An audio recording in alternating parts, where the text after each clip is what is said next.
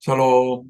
오늘은 성도의 겸손함, 하나님이 인정하시는 겸손함에 대해서 말씀을 증거합니다. 이것은 일상생활에서 우리가 실질적으로 적용할 수 있는 성도의 삶의 모습을 통해서 증거합니다. 누가복음 18장 9절에서 17절, 겸손의 직접적인 겸손은 9절부터 14절 말씀이고, 또한 천국은 어떤 사람이 들어가는 겸손을 갖는지에 대한 얘기 두 가지 함께 증거하기 원합니다. 누가복음 18장 9절에서 14절에서 겸손한 모습을 보는 성도, 예배드리는 자의 모습을 두 가지 모습으로 나눕니다. 예수님께서 누가복음에서 많은 사람들에게 증거한 것이 있습니다. 작은 목자가 여러 번 말씀드렸을 때 말씀을 전파될 때 듣는 대상이 누구였는가를 한번 더 들어보면 더 의미가 더욱더 깊어질 거라 말씀드렸습니다. 오늘은 예수님께서 어, 모든 사람들에게 했었던 것은 가장 중요한 것은 외식하지 말라. 신앙생활의 첫 번째 가장 경계할 것은 외식. 겉모습은 경건함이 있지만 속에는 경건함이 없는 신앙은 가장 어리석고 위험한 신앙이라고 예수님이 하셨는데, 오늘 다시 한번 제자들에게 말씀하는 것이 뭐냐면, 외식하는 사람들의 예배드리고 하나님을 경배하는 모습입니다. 어떤 사람이 자기 자신을 의롭다고 자기를 의롭게 생각하는 것은 좋을 수 있죠. 셀프 디그니티가 강할 수 있죠. 그런데 문제는 다른 사람들을 멸시하는 것입니다.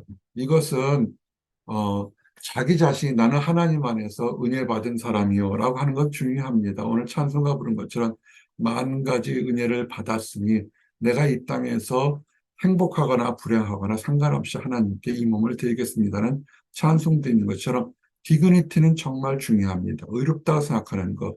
이것 때문에 이단과 사이비가 또 나올 수가 있어요. 정죄할 수도 있거든요. 당신은 의롭지 못합니다. 그런데 문제는 하나님 안에서 만 가지 은혜로 우리가 의롭다함을 입었다면 우리는 다른 사람에 대해서 멸시하거나 무시하는 시선이라 생각은 한 번쯤 가지시면 안 됩니다.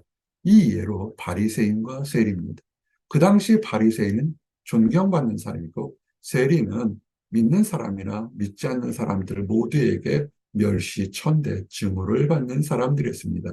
세금을 걷어가는 공무원인데 또는 굉장히 그 당시 로마의 앞잡이라 생각해서 굉장히 무시천대를 받았죠. 근데 이 두 사람이 하나님을 섬기는 사람들입니다. 두 사람이 기도하러 성전에 올라갑니다. 한 사람은 바리새인이고 한 사람은 세리죠. 세상적으로 보면 바리새인은 구별된 사람, 다른 사람과 일반 성도와 비교해서 특별하게 믿음이나 모든 면에서 구별된 사람이니까 얼마나 멋있었겠습니까? 이 바리새인이 기도합니다. 근데 여기서 보면 서서 따로 기도해서 서서 기도하는 것이 나쁘지는 않지만 그러나 하나님 앞에서 세상 사람들 앞에서는 우리는 서서 기도해도 됩니다. 왜? 우리는 하나님이 택하신 사람이니까 비굴할 필요는 없습니다. 그러나 하나님 앞에서는 우리는 되게 부족한 벌레만도 못한 존재니까 예배드리러 왔다면 최소한 최대한으로 겸손한 모습을 가져야 되는데 하여튼 섰습니다. 그건 그렇다 치더라도 문제는 따로 기도하여 자기 기도가 올바르고 거룩한 것으로 생각해서 더러운 사람들, 더러운 부류의 사람들과는 함께 있기 싫다는 선민의식이 있어서 얘기를 합니다. 거기까지도 괜찮을지 모르겠습니다. 그것도 문제가 되겠지만, 근데 기도할 때 다른 사람을 정죄합니다. 나는 토색, 불이 간음을 하는 자들과 같지 않고, 물건을 훔치거나 탈세하거나 불의한 행동하지 않고 대단하죠. 간음하지 않고 현대처럼 성모랄이 무너진 곳에서 이렇지 않은 사람 정말 찾아보기 어려운 크리스찬일 겁니다. 참 부끄럽게도 크리스찬들이 여기에 해당되지 않는 사람 그리 많지 않을 수도 있습니다. 그러면서 또 이 세리와도 같지 않음을 이 기도를 이렇게 하면 어떨까요? 하나님, 부족한데 저를 이렇게 세상의 유혹이나 세상의 타락에 물들지 않도록 오늘도 지켜주심을 감사합니다. 우리 주변 사람들도 이렇게 하나님 은혜를 받아서 경건하고 거룩해지면 어떨까요? 그렇게 은혜를 주십시오. 라고 기도하는, 똑같이 나는 지금 거룩한 모습으로 사는 거지만 하나는 나의 거룩함을 드러나기 위해서 상대방을 무시하고 저주하는 것이 있고, 한 사람은 같이 하려고 했는데 그렇게 기도를 했습니다. 늘 우리가 교만은 패망의 선봉이라고 생각합니다. 신앙이 떨어질 때 문제가 뭐냐면 예배를 등한시하고 설교를 듣지를 않습니다. 말씀을 듣지 않고 초자연적인 얘기나 예언한다거나 방언한다거나 어떤 귀신을 쫓는다는 신이나 특별한 이상한 것에 집착하기 시작할 때 그때부터 신앙은 떨어진 겁니다. 사실 이것이 교만이에요. 사실은 영적 교만이 하나님의 말씀이 가장 우선인데 하나님께서 오늘 말씀합니까? 기다리라 그러면 기다리는 거고 오늘 찬송가처럼 만 가지 은혜를 받았으니까 내가 이 땅에 형통하거나 불행하거나 불행할 수도 있다는 겁니다. 크리스찬 성도가 불행하고 어려울 수도 있는 건데 꼭 남과 비교해서 남보다 더 행복해져야만 내가 하나님의 은혜를 받았다고 주장하는 것. 그거는 나의 생각이지 하나님의 생각은 아닌 것입니다. 이런 것들이 교만이죠. 우리가 겸손 그러면 이렇게 생각합니다. 내가 뭘 할 줄 알겠습니까? 나는 부족합니다. 이렇게 막 절절절절 매는 것인데 그렇지는 않습니다. 겸손은 하나님의 뜻을 정확히 알고 행동하는 것이고 교만은 하나님의 뜻을 함부로 판단하고 내 뜻대로 내가 하나님의 음성을 듣고 내가 하나님의 계시를 듣고 내가 하나님의 말씀을 받는데 너는 틀렸다. 이런 사이비들이 참 너무 많습니다. 지금 바리새인이 그러고 있잖아요. 그 상대방이 어떤 사람인지 직업이 세리이지만 거룩할 수도 있거든요. 그런데 무조건 상대방을 내 잣대, 내 판단으로 하게 됩니다. 가장 많은 거, 지금은 좀 덜한 것 같아요. 10년 전만 해도 자기 생각과 틀리면 귀신 들렸다고 그러죠. 그것처럼 이단에 빠진 무식한 신앙이 하나도 없어요. 치유나 신유 능력을 갖는 교회에 다니는 성도들이 특별히 하는 것이 틀리게 되면 상대방은 다 사단 마귀입니다. 교회가 분열이 했을 때 상대방은 다 뭐랍니까? 사단 마귀라고 그러죠. 아니죠. 우리는 다 부족한 존재입니다. 한 번쯤 생각해 보시기 바랍니다. 근데 이 바리새인은 정말 흉내내기 어려울 정도로 탁월한 종교적인 열심이 있습니다. 나는 일에 두 번씩 금식하고 대단합니다. 이것이 두 끼 금식인지 아니면 이틀을 금식하는 건지 모르겠지만 일주일에 두 끼만을 금식해도 대단한 건데 어쨌든 간에 하나님을 예배드려서 금식하고 또 소득의 11조를 꼬박꼬박 낸다. 11조 얘기하게 되면 성도들한테 혼나죠. 목회자 함부로 얘기 못하죠. 돈 얘기 나오면 다른 건 다 해도 돈 얘기 나오면 사람들 싫어합니다. 근데 대단한 사람입니다. 사실은 예수님도 물질을 드리는 것이 옳은 것이고 축복받는 거라고 얘기했고 금식도 하나님 앞에서 은혜 받는 거라고 얘기했습니다. 그런데 왜 이렇게 남보다 탁월한 사람이 하나님 안에서 틀렸다고 얘기할까요? 거기에는 사랑이 없었어요. 이 바리새인에게는 사랑이 없습니다. 우리가 하나님의 은혜를 받는 것, 하나님 안에 구원받고 자녀가 되는 것이 내가 일주일에 두 번씩 금식하고 11조를 드리고 봉사하고 성경을 암송해서 되는 것이 아니라 혈통으로나 육적으로나 사람의 뜻으로 나지 않냐고 오직 하나님께로부터 난 자들이라 하나님의 뜻에 따라서 구원받고 하나님의 자녀가 되는 것입니다. 그렇기 때문에 지금 학벌이나 재산이나 성별이나 어떤 건강 상태가 부족하다 할지라도 하나님의 택한 사람은 어떻습니까? 귀한 것이죠. 우리가 알 수도 있고 알지 못한다면 알지 못하면 더욱더 겸손하게 함부로 정죄하거나 판단하면 안 되겠죠. 그래서 빌립보서에서 말씀 뭐냐면 어떤 일을 할 때도 다툼이나 허용을 하지 말고 이 허용이라는 게 사람들 생각하는 큰 집, 좋은 차 막 이렇게 생각하는데 영적인 허용을 굉장히 주의하시기 바랍니다. 정죄하는 거예요. 내가 너보다 낫다고 생각하는 겁니다. 참 이것들이 많아요. 작은 교회에서 설교하게 되면 무시하거나 큰 교회에서 설교하는 사람은 굉장히 대단한 거나 큰 집회하는 사람 또는 반대로 신앙생활 교회를 10년, 20년, 30년 설교면 처음 다닌 사람을 굉장히 어렵게 생각하거나 하여튼 우리는 다른 사람의 신앙이나 환경을 나보다 못하다고 쉽게 재단하려는 성질들이 있습니다. 그거는 사실은 영적인 허영에 속할 수 있습니다. 오직 겸손한 마음으로 하나님 앞에서 겸손해서 자기보다 남을 낮게 여기고 현재 그 사람이 영적으로 미숙할 수 있고 영적으로 답답하다 할지라도 하나님이 쓰시면 크게 쓰실 수 있죠. 돌을 들어 이스라엘 백성을 만들 수 있고 가장 태어나서는 안 될 귀수 같은 존재를 써서 들어 사용하셔서 이방인의 사도 바울을 만든 것도 보시기 바랍니다. 우리는 알 수가 없어요. 그렇게 되면 우리는 두 가지 하면 됩니다. 감사합니다. 그리고 상대방이 설사 안 믿는다 할지라도 하나님의 은혜가 있어서 하나님께 귀히 사용되기를 원한다고 겸손히 기도할 수밖에 없는 것입니다. 우리도 이전에는 하나님을 알지 못하는 불쌍한 사람들 중에 속했던 것입니다. 근데 세리는 어떨까요? 이 세리는 직업적으로는 천대받는 사람인데, 근데 하나님께 예배를 드리는 거 보니까 하나님을 섬기는 사람이었을 겁니다. 근데 자기 자신을 들어보니까 눈을 들어 한 성전을 바라보지도 못합니다. 바리새인은 서서 꼿꼿이 서서, 왜냐하면 바리새인의 옷이 있기 때문에 다른 사람들은 허리를 굽히거나 무릎을 굽히는데 그중에 수많은 사람이 예배를 드려와도 똑똑히 서 있는 사람은 멀리서도 금방 알 수 있잖아요. 와, 대단한 사람이다. 근데 이 세리는 고개를 들지도 못합니다.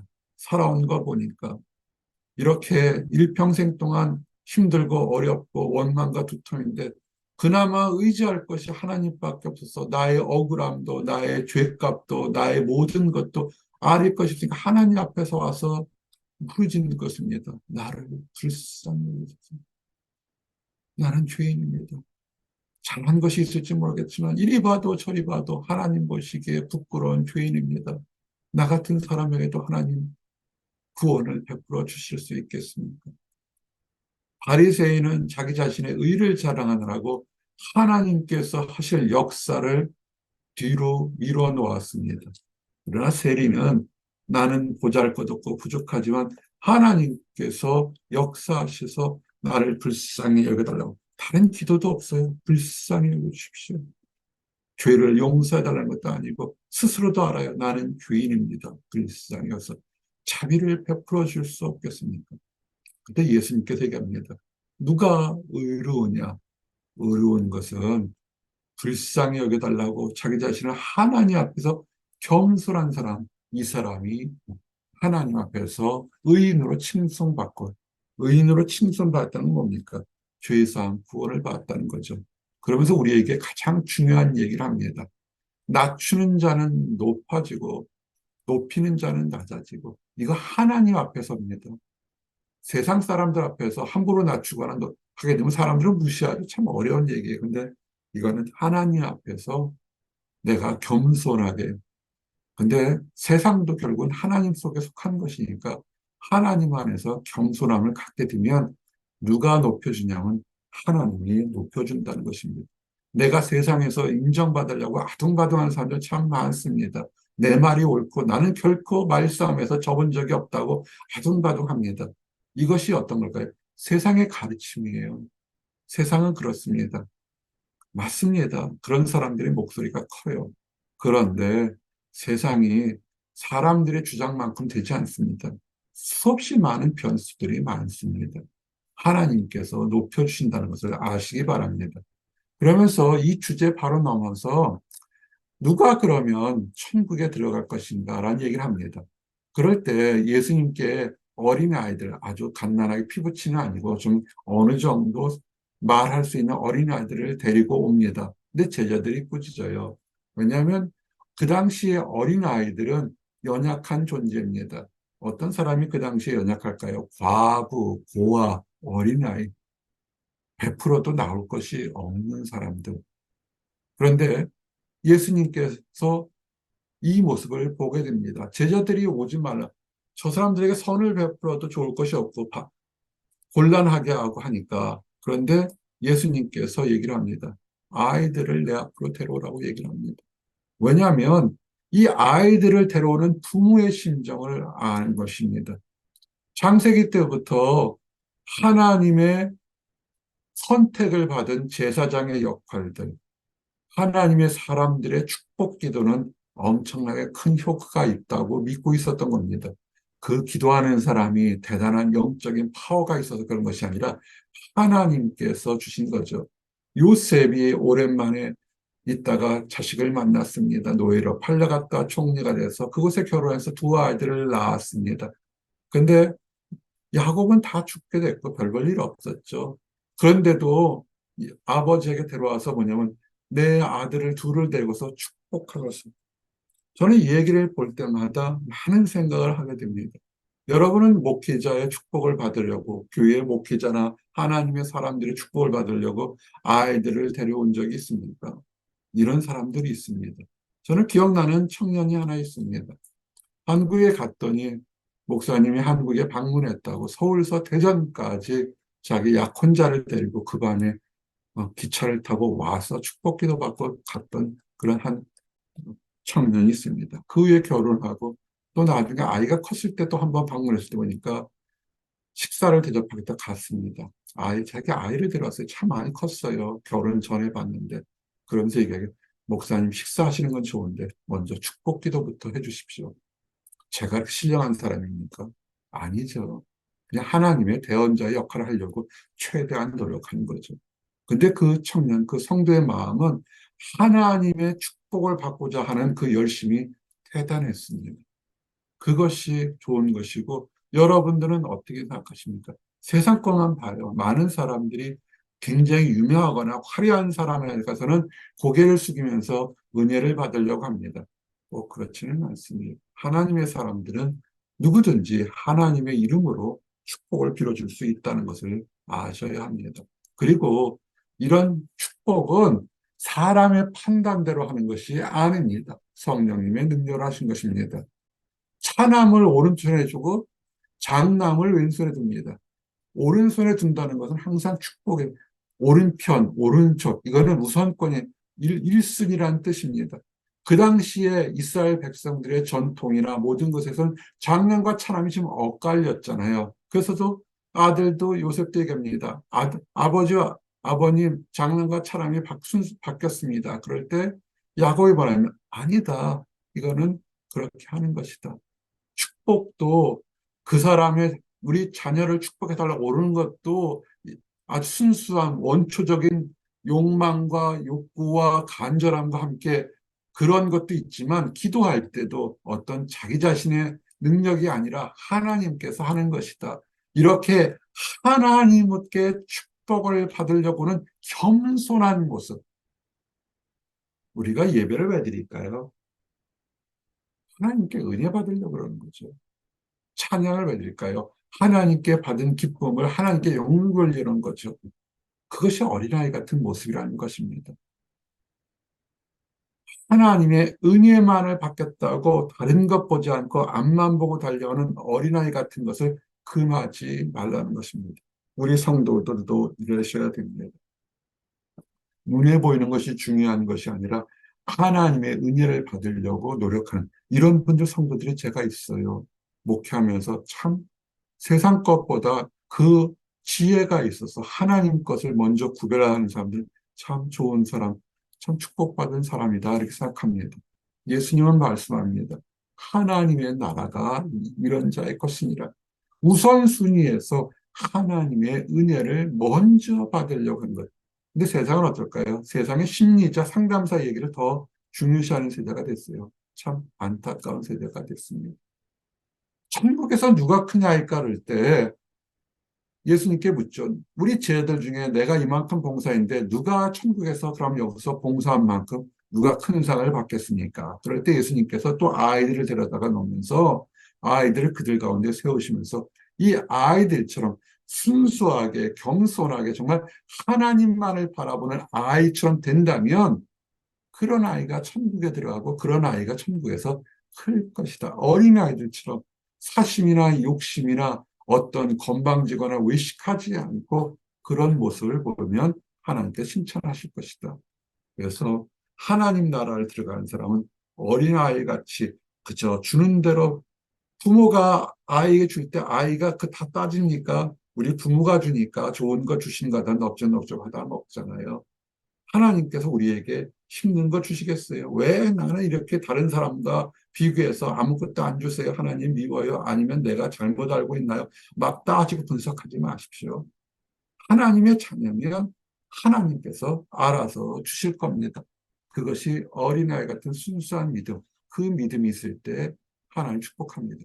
이런 믿음이 없게 되면 바리새인처럼 나는 간음하지도 않았고, 나는 도둑질하지도 않았고, 나는 11일 지원했고, 나는 수없이 신앙생활했는데 다른 세상 사람들 허리벙텅한 사람들보다 나는 난데 왜 축복해 주지 않습니까? 라고 정죄하게 되는 겁니다. 이제 말씀을 정리합니다. 우리는 다 하나님 앞에 부족한 존재였습니다.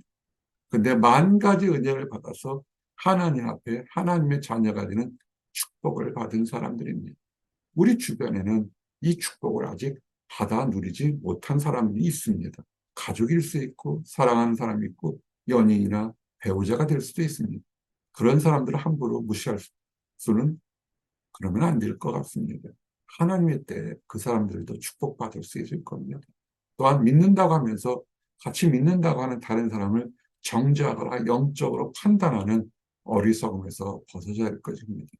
우리는 하나님 앞에서 세리처럼 나는 부족합니다. 나는 죄인입니다. 나를 불쌍히 여기서는 진정한 겸손으로 하나님 안에 칭찬받는 나와 여러분들이 되시기를 원합니다. 기도하시겠습니다. 하나님 감사합니다. 나는 죄인으로서이다. 나를 불쌍히 여기서는 세리의 기도처럼 우리 자신을 돌아보고 우리가 하나님을 알지 못했을 때 하나님께서 미리 하시고 예정하셔서 만 가지 은혜로 우리를 인도하시고 구원하신 것을 돌아보도록 축복해 주심을 감사합니다. 아버지 하나님, 모든 것이 하나님의 은혜였습니다. 그리고 앞으로의 모든 삶도 하나님이 주시는 은혜임을 고백합니다. 이 세상 살아갈 때 좋은 날이나 힘든 날이나 하나님을 찬양하며 더 겸손하게 살아가고 또한 이 모습을 통해서 우리 주변과 이웃에게도 하나님의 참된 사랑을 전해서 함께 축복의 대열에 들어가도록 인도하여 주시옵소서. 늘 감사드립니다.